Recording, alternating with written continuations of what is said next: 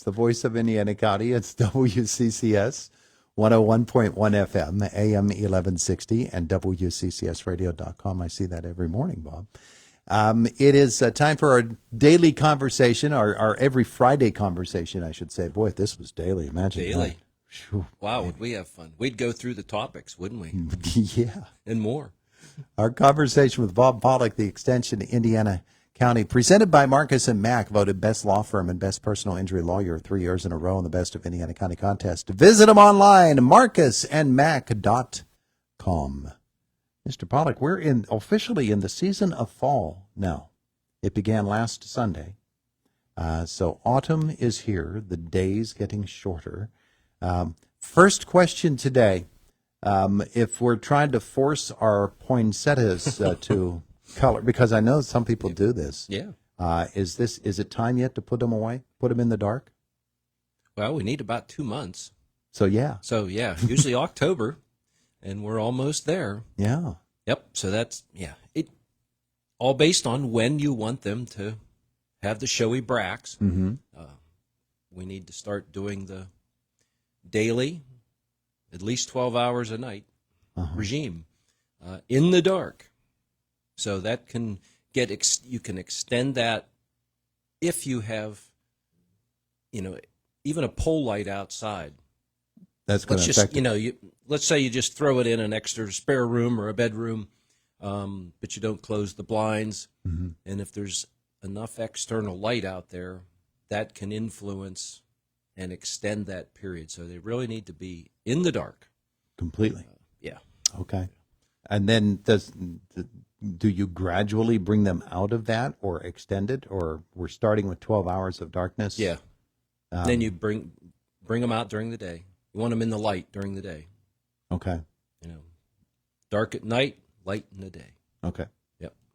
All right. So it's a process. Okay. Right? Yeah. Do other of those things we think of and associate with Christmas, like Christmas cactus, do they follow that same schedule? Same, yeah, pretty much. Mm-hmm. The timing might be a little bit different, or the length of time, but yes, they respond to that light dark schedule, and in that case, we're going to get actual flower blooms versus the poinsettia, which are the leaves, or what gives us the show. Yeah. It's just the leaves on the poinsettias. Yes. If Poinsettias. you look closely in the middle of those, where the leaves attach to the stem on the tops, you might have a little bit of a yellow color there, but that's where the actual flower is. It's not showy at all. Mm-hmm. I wanted to ask you this as well, and bear with me on this question. Okay. This is a whole different topic. A few years ago, I was down at Arlington Cemetery, which is my favorite place in the world. Of all the places to be, I like being there more than any other place. So I'm at Arlington National Cemetery, and they've got huge oak trees. And I picked up a couple of acorns, and they were big acorns, big ones. And I thought to myself, wouldn't it be neat to take one of these home and to try to make it grow so that I could have an Arlington National Cemetery oak tree in my yard? Can you do stuff like that? And when is the time to do that? I don't have that acorn anymore. I got to go back and get another one because I lost it. Squirrels get it. Yeah, well, the squirrels looked at my tiny acorns off of my oak trees, and they said, but can you do that, or how do you do that? Absolutely. Mm-hmm. Yep, that's a lot of plants that's how we propagate them. That's how we make new plants, is by seed. Yeah. So the acorn is a seed, and now it needs a cold period. Okay. So that's typically what winter does here. It will trigger that plant then in the spring once it's had that chilling requirement, that extended cold period, and usually it doesn't have to be below freezing. It just needs to be 40, 45 degrees for a certain period of time, usually several, it's weeks to months, and then that triggers that seed to germinate when the weather conditions are appropriate in the spring. Would freezing weather hurt that? No, I mean, no, extra, it'll extra still, cold. yeah, right, it will not hurt that Okay. seed for that to happen. Because, they drop in the woods, they drop on the ground. Yeah. They sit out you all might winter get, and then they you might sprout. get you might get a layer of leaves, that drop on top of that in the woods. And then some of those will germinate. Of course, some of those are eaten by wildlife, turkeys and squirrels and They love other 'em. wildlife, and it's almost like they have their stash there, hidden a little bit, and then they come scratch around and find it.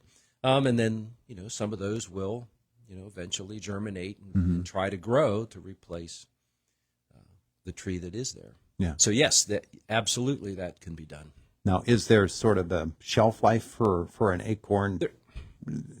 After a year, but it's not going to propagate? No, they'll still, even after a year, Right, they're okay. they'll last longer than that. All right. There's probably some federal law against getting them out of Arlington. But, There could be. You might want to check into that. grow that tree, get it about 80 feet high, and then they say, you're not allowed to have that tree, and they come out and cut it down. They know the DNA genetics of those trees. They'll Wait a match second. it up. Wait a second. That tree was near William Howard Taft's grave, which, by the way, is right beside Omar Bradley's. Ooh. Just say it.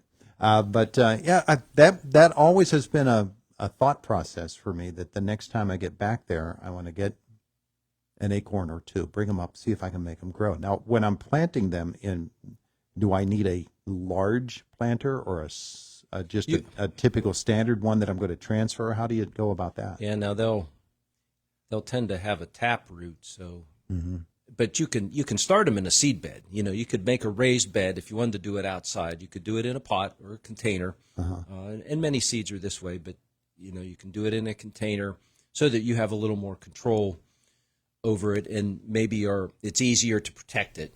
Yeah. Or you can make a seed bed, a raised bed, and plant those seeds in there, which is typically how it would be done in a commercial nursery setting. Okay. Those seeds would all be laid out in rows on a raised bed, and then they would get them germinated.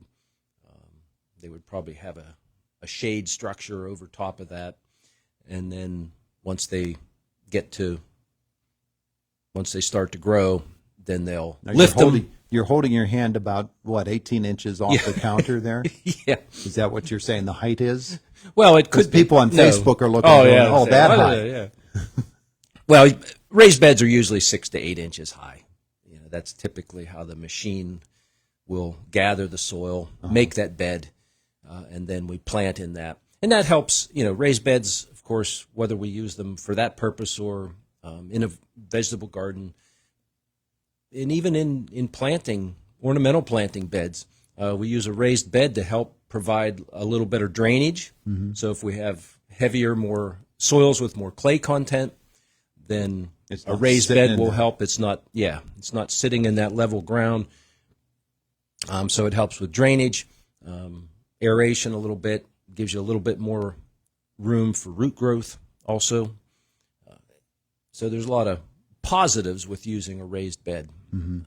But typically that's how that would happen. But yeah, sure, you can. There's a lot of trees that are propagated by seed because it's very difficult to propagate them by cuttings. Some species, are more, they've figured it out, or a lot of times, sometimes taking softwood or hardwood cuttings, the percentages are very low. They don't propagate well that way to clone those plants. So they have to collect seed in order to do that. And then then you rogue those out because you're not going to get exactly the same. Yes, it's going to be, if it's a red oak, it's going to be a red oak, when you collect that seed and grow it. But the quality of that plant will vary by that seed. Even if you took all the seed off of one tree, planted those all, they would not all be identical. They would all be red oaks, but the quality of those, some would grow better than others, some wouldn't grow at all. some would have. It's sort of like I'm one of 7 kids. Yes. And the other 6, they're a step below me. Just, Just saying, right? it's the other way around, trust me. All right. Can we get one of them on the line and see what you get 7 different answers? It's not even close. I'm at another level, but my level is quite lower than theirs. All right, sir. Thank you. It is the voice of Indiana County. It's WCCS 101.1 FM, AM 1160, and WCCSradio.com. Just about 2 minutes away from 8 o'clock. Fox News then, and then Josh in our WCCS newsroom. He's on the way. September is the start of fall, and it's also a perfect occasion to think about preventing falls in the home. According to the National Council on Aging, falls are the leading cause of fatal and non-fatal injuries among older adults. At Diamond Medical Supply, we carry an array of items to keep you safe and upright, from mobility aids like canes and rollators, to lift chairs, to bathroom safety aids like grab bars and shower benches. Visit our Oakland Avenue showroom to see it all. Lower your fall risk with the help of Indiana County's best medical supply store, Diamond Medical Supply, where we care about care. America's best-selling truck for 47 years is the F-150, and the place to get them is Luther Ford, voted best new car dealer in Indiana County in the Best of Indiana County contest. Right now, save up to $12,000 on a new 2024 F-150 or lease it for $488 a month for 36 months, or save up to $8,000 on a new Super Duty. See Luther Ford for details. Indiana County's truck headquarters for nearly 70 years. Luther Ford, Route 119 in Homer City, and online at lutherford.com. Bob